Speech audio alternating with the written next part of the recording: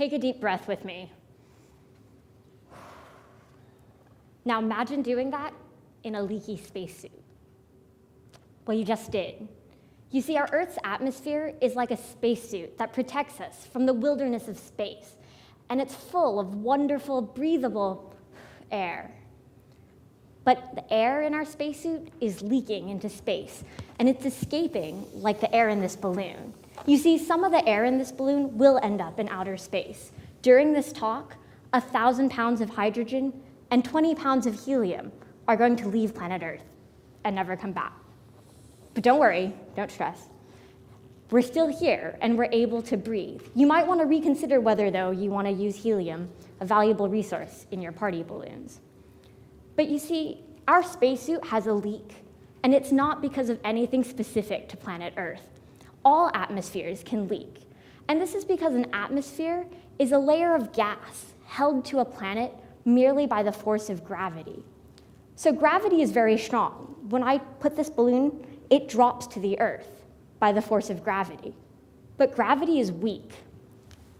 I can pick it up. So you see, an atmosphere is made of gas, which is much lighter than this balloon. And so if you don't have strong enough gravity, the atmosphere can just poof, blow away. But gravity is also in a tug of war with heat. Just like my hand picking this up, heat can actually cause the atoms in an atmosphere to wriggle away from the pull of gravity. So let me give you two examples of other places where the atmospheres or spacesuits are a little bit leaky. One of these are planets that are so close to their star that they're heated to intense temperatures. So there, every second, 10,000 pounds of hydrogen are lost.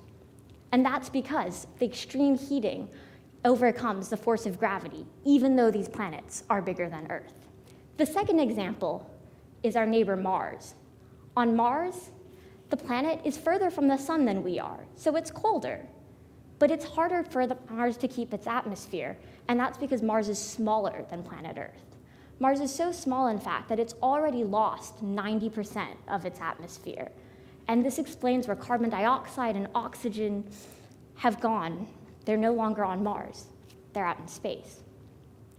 So we think that the history of the atmosphere on Mars might explain where water went on the surface of the red planet and why it's red, in fact. So I've given you two examples of places where the atmospheres are leaking, these planets that are hot and close to their stars, and Mars, which is just a bit small. So I hope to have informed you that the atmosphere leaking in our leaky spacesuit on Earth isn't that we've done something wrong on Earth. It's just how atmospheres are. So you should be very thankful for having this wonderful spacesuit, better than anything NASA can build. No offense, Mary. But it allows us to breathe, to be protected from impacts, and really do all the wonderful things we do. So be thankful for having such a wonderful spacesuit, even if it is a bit leaky. Thank you.